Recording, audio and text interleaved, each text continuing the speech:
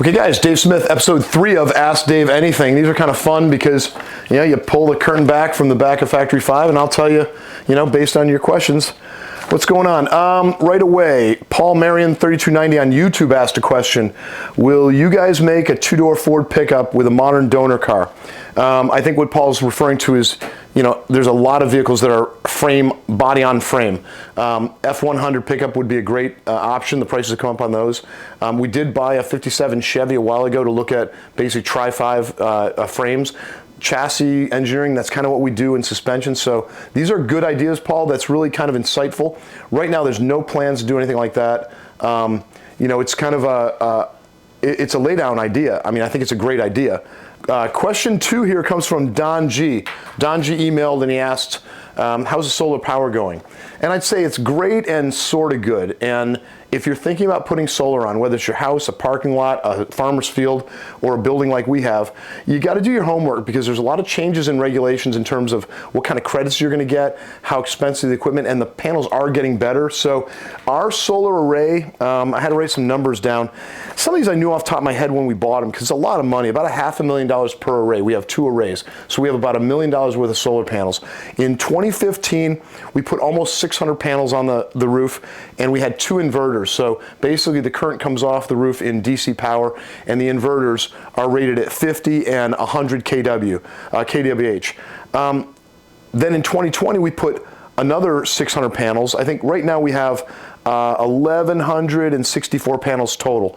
The second system was 3, I think there were 3 total, I think there were 75 unit panels each, and there's 3 of them. The thing that changes about the 2 arrays is the newer panels, the old panels were 305 watts per panel is what they generate, and then the new panels are 395. So the technology in 5 years, the panels got more efficient. They could produce more electricity per square foot, and the new inverters are making more power. However, there's 3 kind of math functions you got to use on solar, at least from our experience. One is you're going to get, if you're a profitable company, if you're a company doing this, you're going to get a tax credit for capital equipment. And so each time we bought $500,000 worth of array, you got a tax credit towards that. So that's about corporate tax rate 30 to 35%, and that's real money that you're not sending to Uncle Sam. So when people say they're subsidizing solar, they're subsidizing it no different than any other capital equipment like heavy equipment, trucks, laser, CNC equipment, stuff like that. The second thing is, what is your absolute savings on solar? I mean, we were spending about $6,000 to $9,000 a month, and the first array almost completely took care of that bill, averaged over the years. Obviously, in the winter months and when it's cloudy out, they don't generate power. But if you look at the power generated over the year and the total electricity costs, that first array almost offset all of them.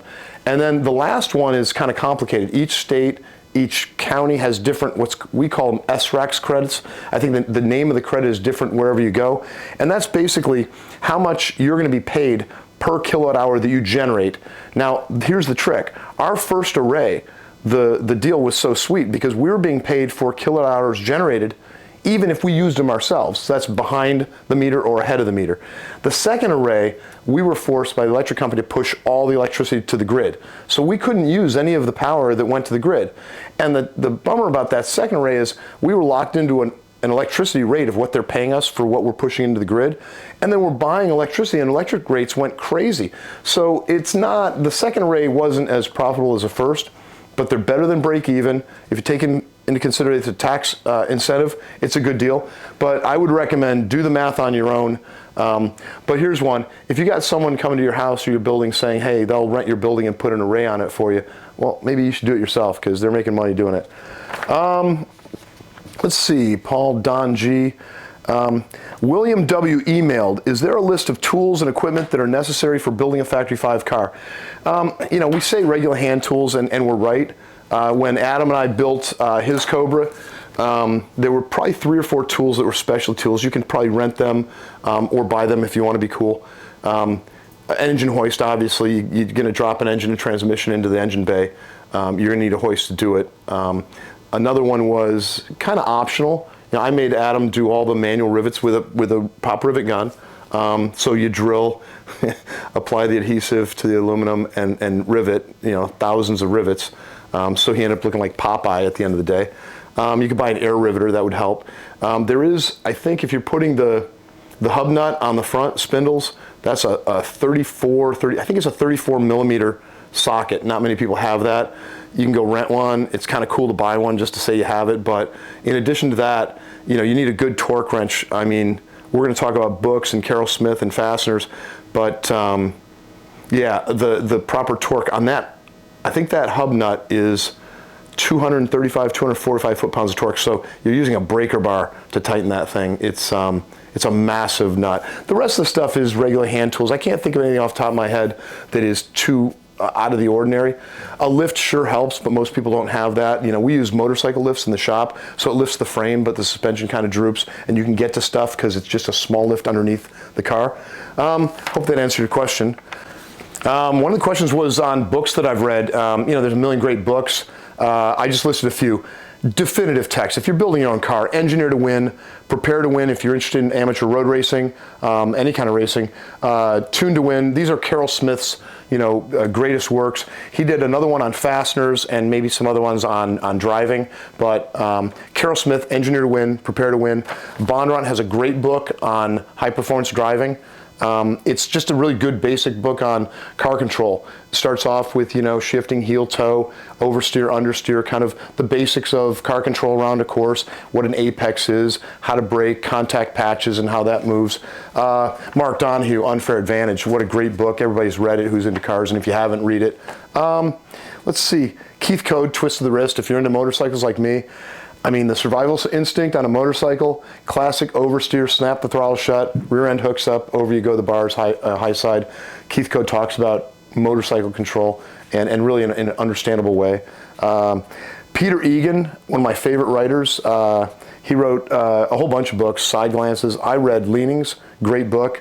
Bob Lutz, if you read Guts from Bob Lutz, and you look at Factory 5, I have stolen pages of his playbook and put it to work at Factory 5. So Bob Lutz's insight in business and also product development is fantastic in his book Guts. That's a good list of books that are fun. And then the last one I wrote one was just kind of personal interest. You know, it was a popular movie. I don't think the movie wasn't as good as the book. The Art of Racing in the Rain, I think it was Garth Stein. Karen Savaggio sent that book to me when I was going through a particularly difficult 2008, 2009 time period. And the book is really a great book about a guy. He's obviously a race car driver. He's got this golden retriever, and everything that is bad that happens to this guy, you just like, how could he ever survive it? And the way he comes out of it is just kind of blocking and tackling. And so, you know, I use that word a lot. Just do one thing at a time, what you can do, and you'll crawl yourself out of a hole. But that was a really inspirational book. And Karen, you know, I always love you for having sent me that book. There's a ton of great books, industry books.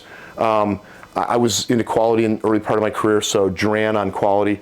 Yeah, you know, you don't need me for Stephen Covey, 7 Habits of Highly Successful People, all that. There's great books out there, but the automotive books, there's a million out there. Those are some that I kind of, you know, enjoyed and were inspired by. All right, John B. emailed, I know you have 2 CNC tube lasers in-house, but do you rely on outside CNC shops to manufacture the other pieces of the kit? It's a long-winded question, but the equipment that we have a flat laser, Mitsubishi, and that's really a DXF file, flat laser, big plotter with a laser head. And then we also have a tube steel laser that is a lot more complicated, where it has a mandrel drive and a laser head, so it turns the tubing, and you can do all kinds of, you know, compound cuts, fish mouth cuts. You can put tabs in tubing, fantastic. Now we also have a Cincinnati bender press. And then we also have a tube steel bender that uses a camera and orientation of a tube to bend, for example, our roll bars. You know, they're a little deceptive. It's not just a 180-degree bend. It actually has a 6-degree angle on the bottom, so the roll bar can be canted back a little bit, and that angle has to be cut and bent at the right spot. You need a CNC bender to do that. We also have next door a 6-axis milling machine. So we've got the Cincinnati, the 2 lasers, the tube steel bender, so 5 CNC pieces of equipment. The decision on whether we're going to make we don't have a milling machine other than the one next door in composites. But the decision to make or buy, it's a little complex. I wrote some quick notes, but you know, if you're running a company and you're looking at a make-buy decision or bringing in a new technology, you know, just some thoughts off the top of my head. A lot of people talk about additive technology, so you know, 3D printing. You know, our partner company, Local Motors, which was hugely funded, was really banking on additive manufacturing, 3D printing a whole vehicle, or in this case, an electric bus. I didn't think the technology was ready for that, and I don't think it was scaled properly for that. Whereas we've used it for small prototyping; it's fantastic for that. So you got to look at the technology and apply it and say, does it make sense for us? We've got, like, off the top of my head, Dave, our steering bosses are made outside. Our guy in New York. We have a little tapered end mill drill bit square cube, steel cube that we go for our old IFS brackets where the ball joint goes into. We do buy, and this would be a make-buy decision. We used to make tubular rear control arms that were welded, tube steel, laser cut, welded, powder coated. Now we're buying a forged aluminum control arm for the solid axles, and we're looking at upgrading the IRS parts and the tubular lower front control arms into forged aluminum pieces. That's something that's a fun project, but that's a decision of make versus buy. Do you want to make that? Do you want to develop the technology in-house? Do you want to save the money by doing it yourself? Do you want to put it outside if there's someone who has better expertise, and sometimes the price is actually lower? You also want to consider, like, you know, what is your core competence? You know, my old boss used to say, yeah, why don't we sell some ice cream in front of the building? That's not what we do. You could maybe make money doing it, but that's not our job. So when you're looking at a technology, especially CNC or a make-buy decision, what is your competence? You know, ours has to do with the steel and chassis and suspension side, but also, what does your organization want to learn? If we want to learn carbon composites or different types of gel coats, maybe there's not a real strong argument for expanding your composites department like we did, but maybe the argument is more towards what learning will you do as a result of doing that and having to do it better and better, that's going to benefit you down the road. ROI, obviously, if you're going to make money on it, and down the road your investment in the tooling and the equipment is going to pay for itself, you got to consider that. Maybe the best one of all is it fun? You know, I mean, I love lasers. It's so cool walking customers around and seeing this laser that's cutting, you know, steel with a laser beam that's operating the temperature of the surface of the sun. You know, you're covering it with nitrogen so the air doesn't explode. That's cool and it's fun. That's about it on CNC stuff. It'd probably be better to walk down the shop floor and kind of show you the equipment we use, so you can see how we use it, the applications, and the recommendations I made, how they make sense. As long as we're going downstairs, you guys, let's come down with me and let's sit in the Cobra, because we did a how to get in the coupe last time, in and out and look cool. I think the same thing applies to the Cobra. The Cobra, there's a way to get in and out that is cool, and there's a way to get in and out that makes it more difficult. So let's do that. We'll do a little get in the Cobra tutorial. All right, so one of the Ask Dave Anything questions was CNC, and this is in front of our tube steel laser. I kind of want to go in sequence, so let's walk over to the flat steel laser to start with. Come on. So the first thing in the process is we're cutting the flat steel. In this case, it's aluminum, Mk4 This is a big plotter machine, and the head, instead of an inkjet head, is a laser head. So the laser head drops down and cuts to a pattern. This is our Mitsubishi flat steel laser. It works off of a DXF file. This machine's directly linked over to engineering, so when changes are made to drawings, it's shot out to the floor, it's cut, and it moved over to the welding jig. So these pieces of steel that are cut are moved over to the fixtures over here. Super simple. All right, now some of the flat steel pieces, like your engine mounts, have to be bent and formed. They're formed in the Cincinnati. It's a CNC press. It's basically a big bending brake with different dies that you put in. Super programmable. Let's go with the tube steel laser. Hey, Michael. Hello. I'm going to move this out of the way. All right, so Michael's working on the tube steel laser. So just like the flat file DXFs, the tube steel laser cuts with a laser head, but this head moves around in this direction, and then there's a mandrel that turns the tubing. So Michael feeds different pieces of tubing into the machine here. The machine cutting head is right here. He programs the part number, comes right from engineering. And this machine, you can cut all kinds of cool shapes, stuff that would take so much time from a machining standpoint. So the question of make buy, making and doing our own cutting on the tube steel and on the plate steel makes a lot of sense, just because we're using it directly in the next jig. Let's look at the bender.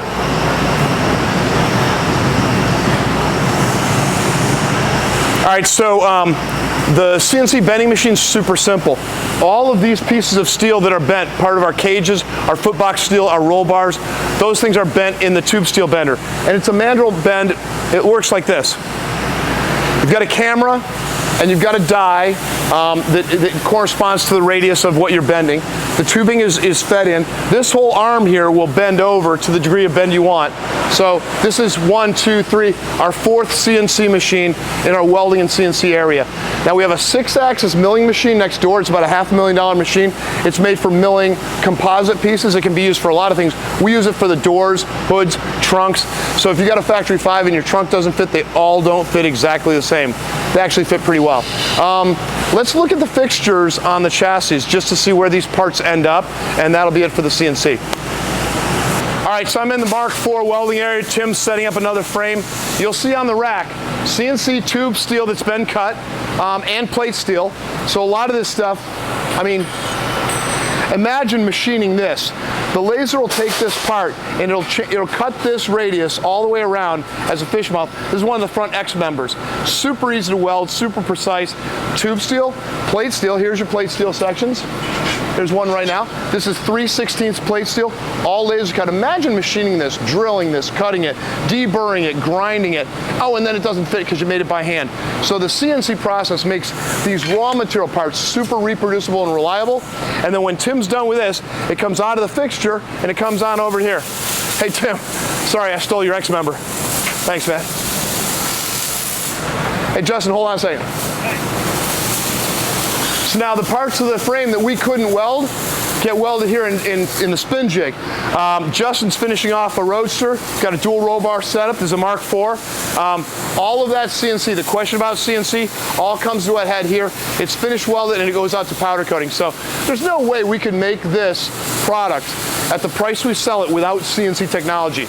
Great question, and man, I'd want to talk an hour on CNC. It's really, really fun. My favorite part of the shop.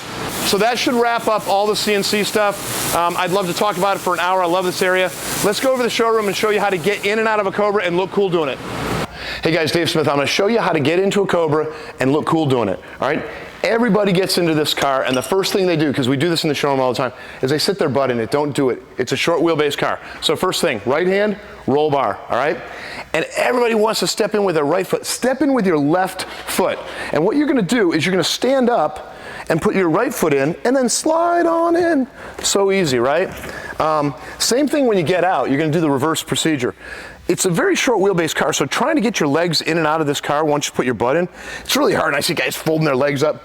Don't even waste your time. The only time this won't work is if you have a soft top or a hard top on the car, and we don't make a hard top. So getting out, what I do is I put my hand here and on the transmission tunnel, push myself up. Now, you can use the windshield for balance. You don't want to torque on it. You can break it if you do. Step right out. So now I'll just do it all in one, right? So you come up to the Cobra, you push the door latch back, you step roll bar. I'm using a little bit of balance here. Slide on in. You're ready to go. Same thing getting out. I've only done it about 10,000 times, and out you go. Make sense? Guys, that's it for episode 3. Ask Dave anything. If you have any questions, send them, email them, call them, list them, and I'll be happy to answer them. Till next time.